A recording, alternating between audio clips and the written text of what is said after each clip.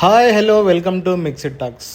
మోహన్ లాల్ గారిని complete actor అని ఎందుకంటారో ఈ సినిమాతో ఆయన మళ్ళీ నిరూపించారు. మోహన్ లాల్ గారు ఫ్యాన్స్ ఇక్కడ ఎవరున్నారో కామెంట్స్ రూపంలో తెలియజేయండి. అలాగే మలయాళ సినిమా నచ్చే వాళ్ళు లైక్ రూపంలో తెలియజేయండి. మోహన్ లాల్ గారు, శోభన గారు ముఖ్య పాత్రధారులుగా నటించిన తుడరం మూవీ ఎలా ఉందో తెలుసుకుందాం.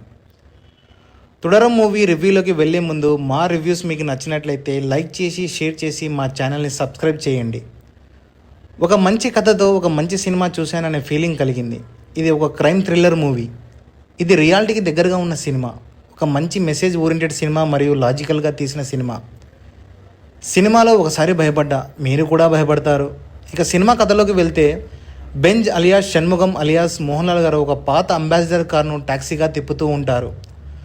ఆ అంబాసిడర్ కార్ అంటే మోహన్ లాల్ గారికి ప్రాణం. ఆయనకు భార్య లలిత అలియాస్ శోభన గారు, ఒక కొడుకు ఒక కూతురుతో హాయిగా లైఫ్ను లీడ్ చేస్తూ ఉంటారు. మోహన్ లాల్ గారి కారు ఒక చిన్న ప్రమాదంలో దెబ్బతినడం వల్ల కార్ను రిపేర్కి ఇస్తారు. రిపేర్కి ఇచ్చినప్పుడు ఆ కార్ మెకానిక్ ఆ కారుతో ఒక చిన్న నేరం చేస్తాడు. దీంతో ఆ కార్ను సీజ్ చేయడం జరుగుతుంది.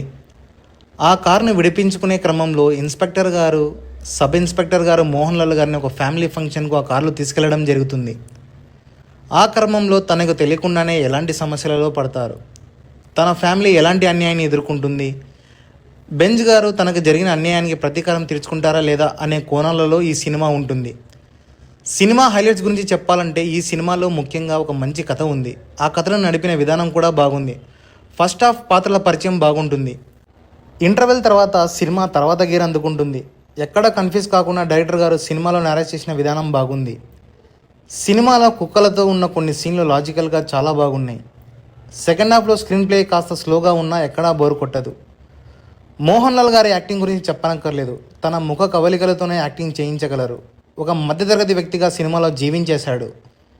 ఇన్స్పెక్టర్ క్యారెక్టర్ను డైరెక్టర్ గారు బాగా డిజైన్ చేశారు. ఇన్స్పెక్టర్గా చేసిన ప్రకాష్ వర్మ గారు ఆ క్యారెక్టర్లో ఒక మంచి పర్ఫార్మెన్స్ ఇచ్చాడు. మంచి సినిమాటోగ్రఫీ ఉంది. మోహన్ లాల్ గారి మరియు ప్రకాష్ వర్మ గారు ఉన్న ఒక షాడో షాట్ నాకు బాగా నచ్చింది. విజయ్ గారు బ్యాక్గ్రౌండ్ మ్యూజిక్ బాగా ఇచ్చారు. ఆ బీజిఎం సినిమాను బాగా ఎలివేట్ చేసింది. శోభన గారు తమ పాత్ర మేరకు ఒక ఇంపాక్ట్ క్రియేట్ చేశారు. ఇక సినిమా మైనస్ విషయానికి వస్తే సెకండ్ హాఫ్ కాస్త స్లోగా ఉంటుంది.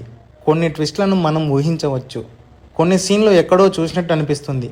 మంచి మంచి డైలాగులు, ఎలివేషన్ సీన్స్ లేవు. ఈ సినిమాకు నా రేటింగ్ 3.25. సినిమాను కాస్త ఎడిటింగ్ చేసి స్క్రీన్ ప్లే గ్రిప్పింగ్గా ఉంటే ఇంకా మంచి హిట్ అయ్యేది. ఓవరాల్గా ఈ సినిమాకు నా డబ్బులు బాగా గిట్టుబాటు అయ్యాయి.